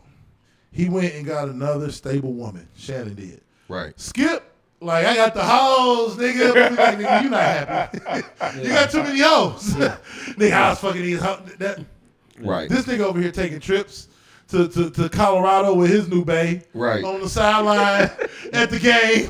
They taking trips on private jets and shit. Right. You over here at the turn up with all these hoes and shit. Hey, you not happy, nigga. Hey, How did I get here? that nigga, hey, he go, hey, Unc, that they call him Unc. He looked happy than the than a motherfucker. Hey, look, motherfucker. he was smiling. glowing. He was smiling. He was just like, he looked like a puppy nigga that just got his first child. Nigga, I was sitting there like, that nigga happy than the motherfucker, nigga. Skip looked like that Carlton, that what's his name? What's the one nigga name? Charleston White meme when that nigga in that limo with the what the fuck am I doing here face? I gotta find that shit. That's what he be doing on that stage. he really man. do. It don't even seem right because at one point the three of them were talking, and then Skip is not a leader. No. He's not. If you get what I'm trying to say, in that setting, he never. When I ain't say not a leader, I'm gonna say he had the perfect people with him to operate in the manner he was operating. Yeah, people don't understand like when you're doing this thing when it's more than one microphone. Skip, the way, lost. yeah. When you got more, Skip be lost, nigga. I don't fit in. when you got more than one microphone, the synergy is is so important. Mm-hmm. Right. When you got more, so it's like you got to be able to bounce stuff off of something. Like it has to be an ebb and flow on stuff or whatever. And if it ain't, the shit is lost. Yeah. And like you said, so it's not that he's not a leader. It's because Right. everything That's that what I he said, does is centered on his ideas he's- and how he wanted to go. but it's he's like, not, though. But in that talking format, he does need that person. It's a talking show. He's not you. You are Right. You are a quarterback. He's not a quarterback. Right. He's not a quarterback. That's He's what a I meant. shooter. That's He's what I a meant. shooter. Exactly. Now, he's Steph Curry, Right. Okay. but he's a shooter. But you got a shooter trying to give assists. Now everybody fuck, I'm shoot like you, nigga. And everybody trying to shoot. That's what I meant because I was watching it one time and the three of them, all the guys were Keyshawn, talking. all the niggas, and yeah. he tried to come in and be Keyshawn. like, "So we're gonna this and I was just Like, like, fuck that. I was like, what? I was like, oh, no, this ain't the right show. Like this ain't cool. Yeah, he missing right now. So Yeah. Because the problem is that format, they're trying to buck the trend, Yep. but that format is the correct format. I get you. It's the correct. It's like having 5 players on a basketball court. Nigga trying to play 7-man basketball. It don't work. Right. I get you. Like Yeah. between Skip and Shannon and Stephen A. And then I know we talked about it a little bit, but on the same level as Prime, Cam and Mace are quietly taking over. I still have not watched the whole episode. Oh, now it's of Prime. daily. It is. They got daily. They got Maurice Clarett as a fucking college football analyst talking like a normal person with all the shit he'd have been through, but with he's a perfect marriage of both of them. I don't know if you ever hear him speak. Right. Nigga, the NFL analyst is Antonio Brown. Yep. These niggas is wild. They've Taken over. It's Hey, over. hey. It's entertainment. Hey, what did we It's say? over. It's here and here. Yeah. Oh, it's worth it. But they got a lot of EC shit. Right. You know what I'm saying? A lot. Hey, that nigga Cam was like, yeah, give me some water, buddy. Yeah. Thank you, I appreciate it. Listen, But anyway, them niggas, because they've hip hopped, like, okay, they've done so well, none of the other stations are going to be the same. Fox Sports is trying to do theirs with Skip, and it's not working. ESPN is trying to do it. I don't know if y'all watched the game yesterday. Saturday. Yeah, yesterday. The Alabama. They had the whatchamacallit. They had. I watched that whole game with the guy that's on game day. yeah. I can't think of his name right now. The white guy, but yeah, because Pat McAfee. Yeah. Pat McAfee and Darren Butler and AJ Hawk was in the corner of the end zone with microphones standing up the entire game. Yeah. And the other 3 dudes from Pat McAfee shows at the other end zone. And they did the entire game simulcast standing up with the microphone. The same way the painting and shit the same way people do it. Yeah. What Cam and Mace have done is just disrupted the industry. yep. And it's all about eyeballs. And the industry is like, fuck, it's eyeballs, not just on sports talk, it's eyeballs on unconventional sports talk. It's So how can entertainment. we be It's unconventional? entertainment, man. Them People niggas got- shook up the industry, man. you gotta understand that, like even the format of how we do this, it's passe. It's passe now. Yeah. That shit is. We appreciate everybody that tune in and listen. It's not the same anymore. It's like people talk about it being a million podcasts. Yep, there are, but Cam and them do it differently. Yep. You know what I'm saying? It's you have to have a wrinkle in it somehow that makes it a little bit different. Yeah. It's almost like, remember when Snoop and Kevin Hart were doing the one thing during the Olympics? Yeah, And they were yeah, popping on yeah. at 11:30 night, and that shit was just off It was the rails funny and as fuck. hilarious. At the end of the Olympics, they would commentate. Right. like They that. should have a podcast. Yeah, no, they should. because it was off the rails. That was when he was talking about that one episode. All the crazy shit. He was talking about the horse, a question. Yeah. The horse. Jump over, cuz. Jump over the cuz. He crip walking and shit. Cuz he crip walking, cuz. Nigga, that shit was fire. Yep. Right. They did just. I love watching industry disruptors, man, and trying to figure out, like you were saying, what can we do to disrupt? It's the next step, man. It's the next step. It's like you say. You know, there's a child at home that's about to be 13 years old that does not watch regular TV. Yeah, they only watch YouTube. Does not. I have a fucking Fire Stick in that room McKenzie for no reason. Yeah. For no reason. It is only YouTube and a video game. Nothing. Yeah, that's it. Nothing. There's not one TV show that they like. There's no all that shit that moves the needle with us. Netflix does millions and billions of numbers. Kids. I went. Shout out to Dave Chappelle. I went to see Dave Chappelle on Friday. Mm-hmm. He's obviously taping a new special because he's obviously still working on his new material. I feel like that. It wasn't that great. For the amount of money I had to pay for 2 tickets, Dave is a GOAT. He's a GOAT. I'm not gonna shit on none of that. Yes, I laughed. It was all of that. Donald Ronalds was hilarious. Working on this. I can tell he's still. It was almost like when we went to see Rock, where it's like the whole thing that came on Netflix. We saw that, but he was still working on stuff. This is he just started touring. Dave's still working on material. I'll just put it like that. But there's this. It's all YouTube. There's nothing. There's a whole generation and a whole group of people, a whole segment, no matter what Netflix does, no matter what these comedy specials do that they can do and sell it for whatever, there's a whole segment of people that don't watch Netflix, don't watch HBO Max, don't watch Hulu. They only watch YouTube. And you have to find a way to get into that market and make a wave and make a ripple at this point. Yep. And that is the ultimate end game right now. So Cam and Mace, bruh, they can be out there talking whatever. Maurice Claret on that show is white. I didn't know he's white. Have you seen the Youngstown Boys, the documentary, the 30 for 30 on ESPN? Oh, pull it up. Okay. Get the app. It's good. Youngstown Boys, it's basically about Maurice Claret and his time in Ohio State, Tressel, all that stuff. It's one of the dopest things. You know, we said before, ESPN does 30 for 30. They do that. And his story, he was on Ultimate Cleveland Sports Show. He was like a contributor on there once a week last football season. So he told his story over and over again. And it's dope because he do motivational speaking. Yeah. But he also keep it all the way 100 about his past. Yeah. But he was on Cam and Mace, and it was way different Maurice Claret than when it was on Ultimate Cleveland Sports Show. I bet. And I'm like, all these niggas got something. Because they opening people up, pause. Like they letting people, like them niggas, the influence they got. They got white people talking about pause. They're a cultural phenomenon, man. Yeah. They reinvented themselves, man. Yeah. I gotta watch a whole episode. Yeah, it's dope. No. Oh, man, you still ain't watched the whole episode? Not a whole episode. No, I still just watched the clips. Oh, no. It's funny as hell, man. It's funny. It's different.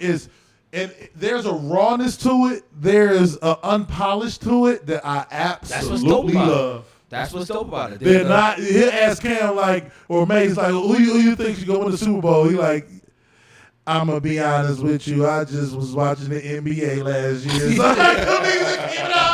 and I fucking love it. Right. You know what I'm saying? Like the jokes and the insight comes from something other.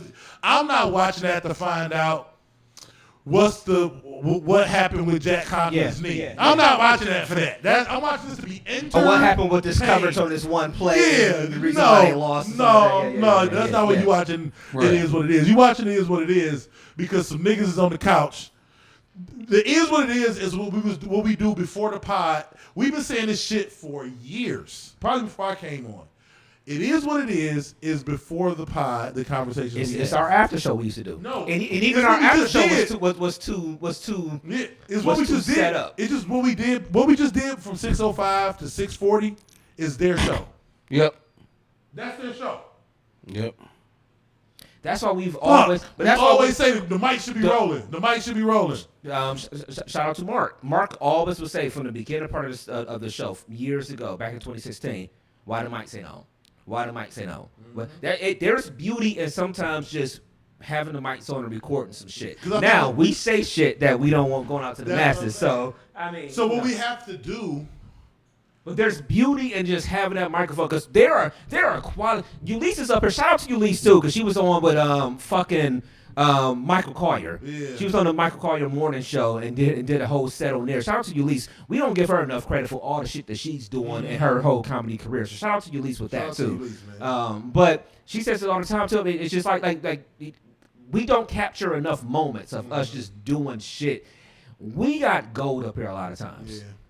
Man. We gotta pre-record the shows, man. I know we give an insight to the people. Yeah, we done talked about That's it. That's part of the Yep. thing that is Yep. that has But I think it's time. gone away. I think it's time. Yeah, We talked about it. People only do live streams curated. We needed live in the beginning when we did live or whatever. And I know we let people completely behind the curtain on it or whatever. Yeah. But y'all, if y'all watching, y'all fuck with us and it's on, and y'all fuck with us. Yeah. But it's time. It's time for us to get to a point where we record it and we post and we edit it. and we edit, post, and we add everything in. And we drop it. We can still drop it on. It's coming to that time. It's coming to that time that we don't have to sit up here every single Sunday. And we can come up on a Saturday or we can come up on a Friday. Tuesday, whatever. It's time. And honestly, we're always talking about the reinvention of our show. And that's where it's gonna start. And it's a lot of stuff we can do, but I think that's a lot closer than what people think. For whoever's tuned in right now, still on the YouTube and the Facebook, it's a lot closer than what people think. Yeah. Because you can just do so much more with it. It ups the production value. That's the first part of the next step. That's the first part of it. Mm-hmm. Yeah. Because I'm game for that, man. Because I just people don't understand what we are. Legitimately 8 years into this shit. Mm-hmm. You gotta be able to reinvent yourself at some point, you know. And if you can't, then it's like at some point you do ask yourself, like, all right, well, I mean, we love doing it, we love it, but we've seen a lot of our friends fall off of the and stop doing the podcast thing or whatever. But I agree with Pete. It's a lot closer than what people think. So, but we appreciate everybody that do tune in and just rock out with us every single week live. Mm-hmm. But it's a lot closer than people think, and I think it's gonna be a doper product for just doing it. Yeah. Imagine some shit happening tonight, and we can put a show out tomorrow about it, or Tuesday about it, and not have to sit here and talk about it on Sunday. And then if you ain't tuned in on Sunday, you got to talk about it on Tuesday. You get it on Tuesday or whatever, and now it's a week and a half after the whole shit didn't happen. Yeah. It's a lot closer. So that's probably much what we got. That's what's next. But anyway. But, all right, y'all, we gonna get out of here. Yep. Playboy, give them all your shits. Yeah, man. At the end of the day, it's Playboy the DJ, Playboy DADJ. You can find me on Instagram, Playboy_James3. You can find me on Facebook under my government. If you know me, then you know me. They know you. And you can find me on all DMST Boy platforms, man. My pop say, what did he say? Be yourself before you be by yourself. All right. So I'll leave it at that, man. Yeah. We was by ourselves when you left our ass at the park. I didn't tell you the other day. It was gone. Damn, give them all your shits. Man, it is Big Dev. You know what I'm saying? Do what needs to be done, whether you like it or not, man. It's the real Big Dev 216 everywhere. Everywhere. DMST16@yahoo.com. Questions, comments, concern, feedback, all that good shit. Again, this weekend, the Battle of the Bands weekend, Music Through the Streets. Battle of the Bands. So go to musicthroughthestreets.com, buy your tickets. Friday night, Warrensville High School, the dance battle and competition. The two HBCU bands that will be there. No Colorado band will not be there. Just HBCU bands. And then Saturday at CSU, Wolstein Center downtown. The bands from over, again, multiple states, Michigan, Ohio, I think Kentucky, two HBCU bands starting at 6 o'clock, but get there a little bit earlier. Go do the Black Business Expo that's going to be down there. And then also be there, to enjoy the music, man. Me and DJ Pooh, man, we'll be out there rocking that music, leading in. Shout out to the hosts that do it every single year, Mario and Ahmad Crump, in-arena announcer for the Cavs. They're always the host. So we know they'll be doing their thing. Get ready for that old school, new school battle that we do every single year. I'm gonna take Will out this year, with the new school. So be there, man. Have a good time. We'll see y'all on Saturday. So it may be cloudy today, but the sun will come out tomorrow. And as long as you are here under the sun, live your life to the best of your motherfucking ability. I'm DJ Brainstorm for you on all social media. That is DJ Brainstorm, the number for the letter U. Seems a Shims. Yeah, better. Yeah. Throw that fucking Skyline chili away, bums. Yeah, throw that Skyline fucking away. Bums. And go get you some. Hey, and they only charge Sims. $3 for it. You know what I'm saying? 3 points, $3. Yeah, I charge 3 points. You spent $24 on our shit. Go get you some Sims chicken, y'all. We'll see y'all that Sunday, man. Right. Peace, y'all. Peace. Oh shit! Let me stop the stream.